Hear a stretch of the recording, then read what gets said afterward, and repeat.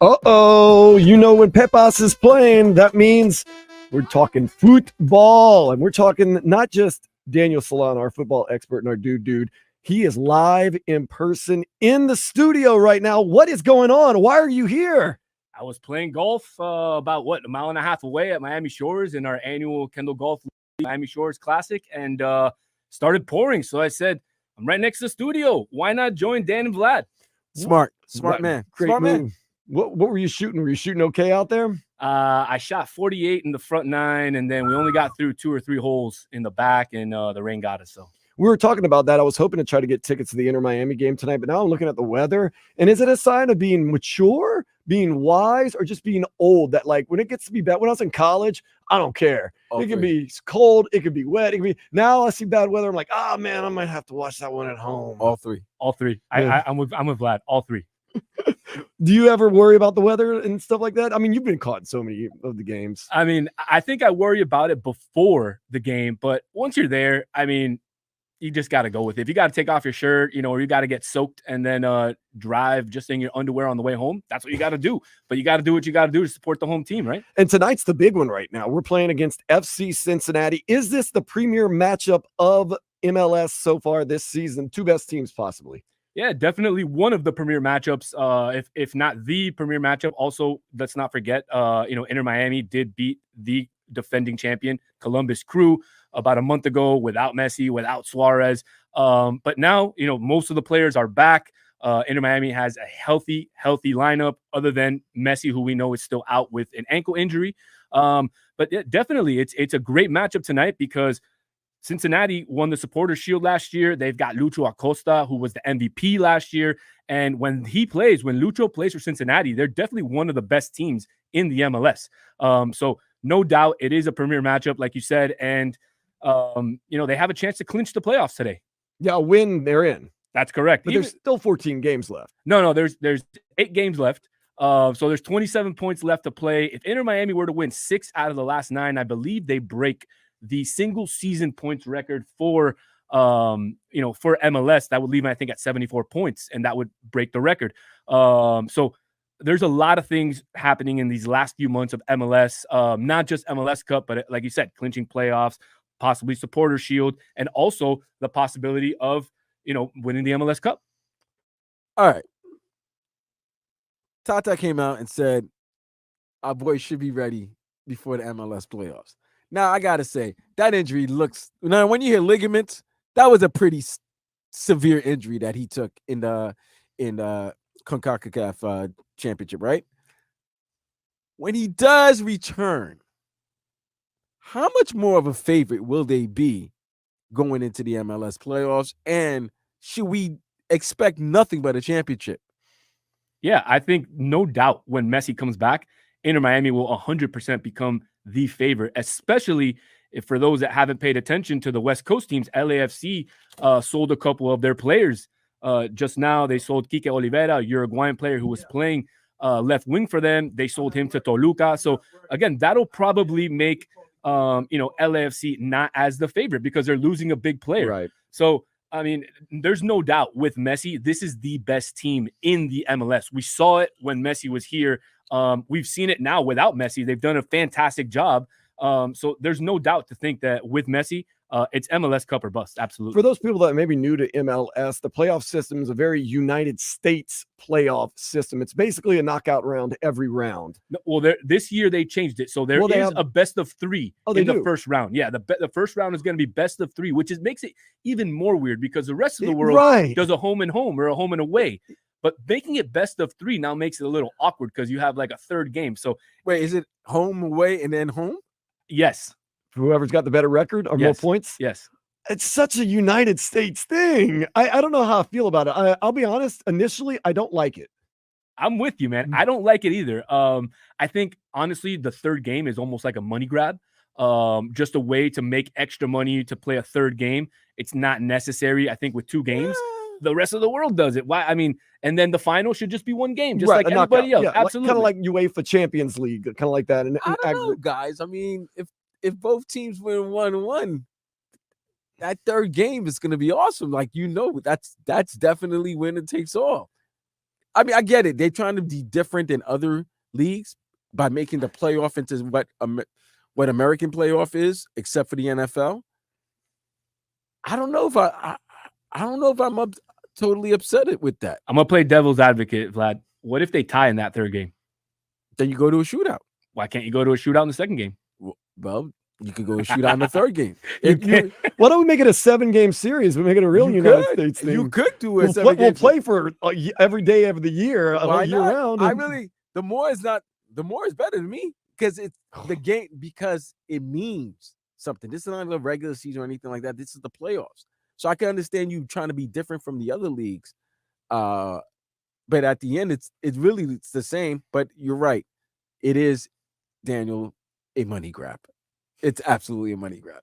Kind of like Leagues Cup. Oh, I didn't mean it like that. Oops. Leagues Cup I was looking at. It's basically, now correct me if I'm wrong, for those that don't know Leagues Cup, it's one of those in-season cups. It is a promotion of MLS. That is why it is completely played here in the United States, even though it incorporates MLS teams and Mexico teams. That's correct. That's correct. But I mean, a lot of folks have don't been forget upset. Toronto. I said MLS teams. Yeah, you said only America, so that's fine. I'm just saying. I mean, you also Vancouver and Montreal. Montreal. Yeah. But I mean, a lot of fans, were upset with the Leagues Cup because they think it's a money grab, and also because they like the U.S. Open Cup. So there's 2 in-season cups now. While Leagues Cup is technically in season, I mean, they do stop the MLS, right. And there's only semifinals and finals left to be played. So, I mean, I can understand the frustration with the fans in terms of it being a money grab and how all the games are played in the United States. But I mean, on the West Coast, the games are full, man. The games are full. Chivas, and San Jose got a full stadium. America always sells out. So for some of these big Mexican teams, they do bring the fans. Unfortunately, not all the teams bring fans. Right. And a lot of people do think it's a little detrimental to MLS play because they're having to stop play, but they're still playing, but it's in and out and all that stuff. But it looks fun to me. And I'm kind of, I guess, speaking to being a United States citizen, the more the merrier. Let's keep playing. Let's go. Absolutely. I mean, I wouldn't even mind inviting other teams, maybe from South America, and creating it more of an international tournament.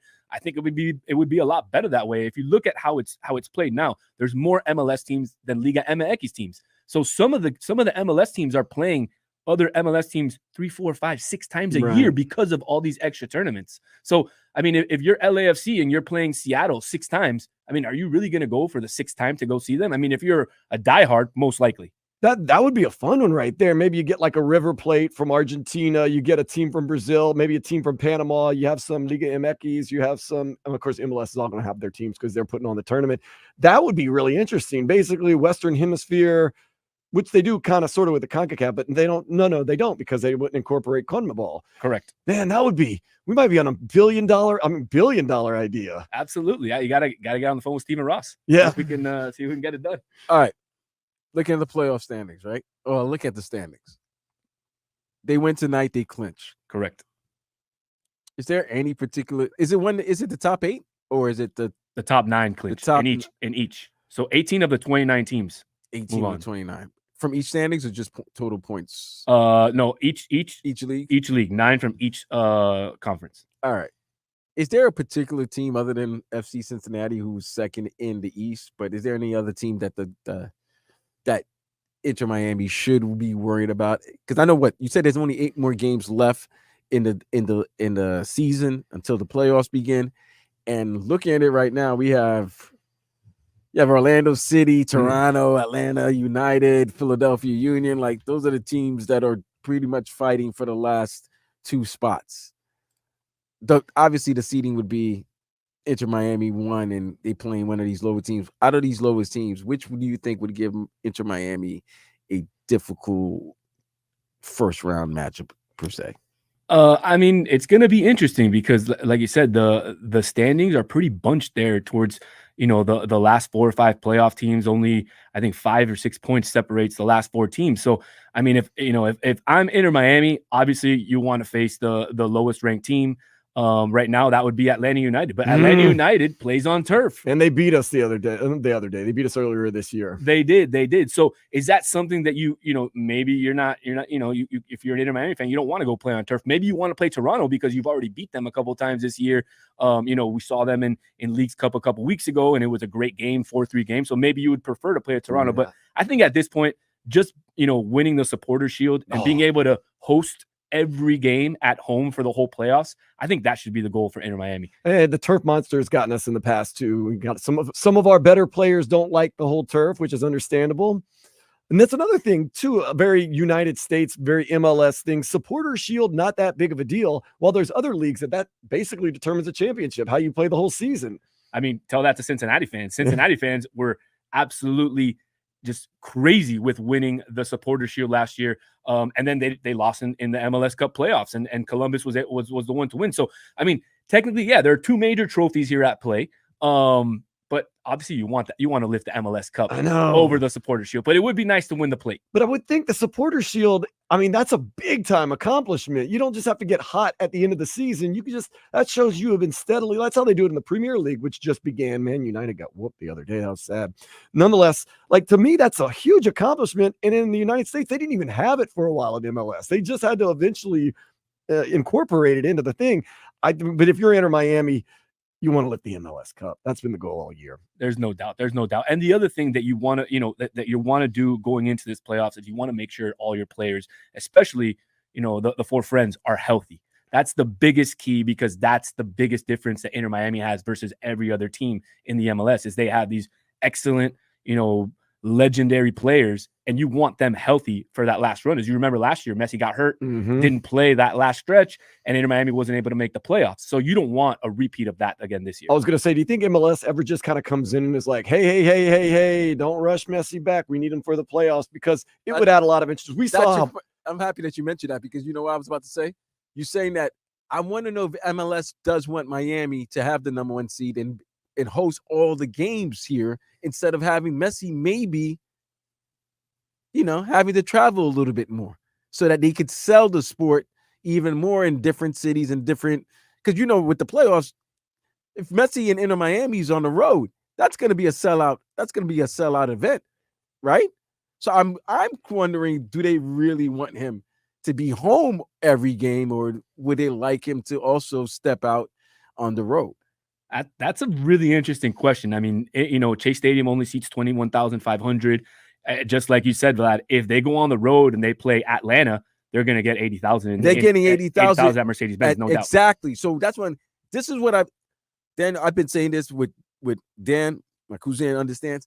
I've been wondering, when is this?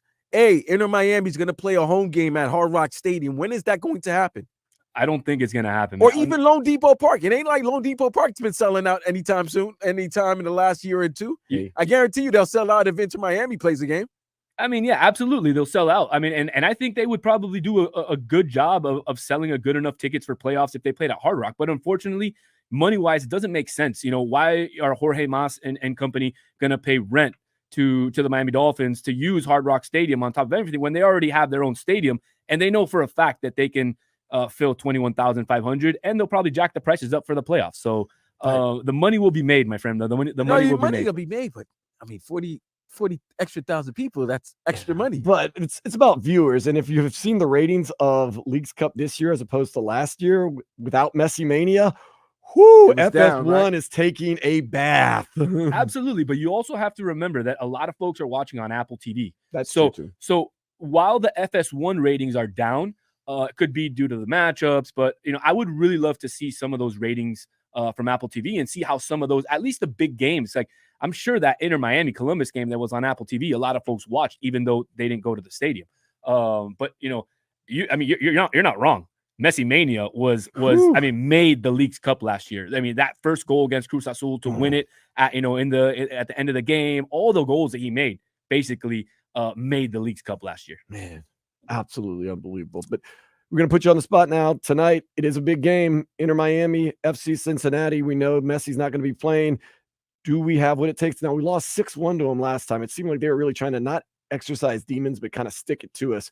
tonight, rebound, and get the W and the 3 points. Absolutely. I think there's no doubt. You have to remember last time we played and we lost 6-1. Inter Miami was missing Suarez, Messi. I don't even think Alba played that game. So they had a lot of players missing. I think the starting back line that game was possibly even Christoph was in there. So we probably won't see that tonight. I think Inter Miami absolutely has what it takes to beat Cincinnati. And I think we'll see a 3-1 win tonight. Ooh, 3-1. Okay. I got one quick question. Absolutely. And doesn't involve Inter Miami. It involves the Saudis. Let's do it. Saudis are going after Vinicius Jr. $2 billion for 3 years they offered. Can they be a major competitor in soccer, as the fact that we all know Premier and La Liga are the top two? You got Bundesliga, you got Serie A and all of that. But MLS has been making a move, I would say, over the last 2 years. And with a lot of the word of mouth from great football players like Messi, like Suarez, letting other people know how great the MLS has been. We were talking before weeks ago of how the MLS should get a surgence of players coming in to try to, maybe end their career. But now, if the Saudi leagues are giving players an absurd amount of money, could that factor in the growth of the MLS and in the growth of soccer just in general? I mean, in terms of the Saudi League, look, I think the biggest difference between the Saudi League and the MLS League is Saudi League throws money at big players and they don't worry a lot about developing young talent. And so when you look at the stadiums and you watch the games, even the games that Ronaldo's playing in, they're not full. They might get 2,000-3,000 players, and they even chant Messi at him, which is actually hilarious. But I think that's where the Saudi League is missing. Like, you can throw absurd amounts of money at any player you want, but that's not going to build the league. To build the league, you need young players. You need teams to have, a good academy and bring the players up to there. And then you go out and spend money on the players to fill in. Very similar to what Inter Miami has done over the last 3 years. And I go back to them because they've done an excellent job in signing young talent, as well as bringing, drafting young talent, Yannick Bright, and then bringing in some of their academy players like Benjamin Kremaski, like this Leo Afonso, and that's the correct way to build a team and to build a league. Just throwing money at players is not it, and that's why if MLS were to open the salary cap rules, I think they have the infrastructure in terms of the academies and all that in place to be a big league in the world. Unfortunately, the salary cap just ties them, and they can't make the signings that some of the other, leagues can. Yeah, it does seem like Saudi League is kind of a house of cards where it's all mirror muscles, but not all that great.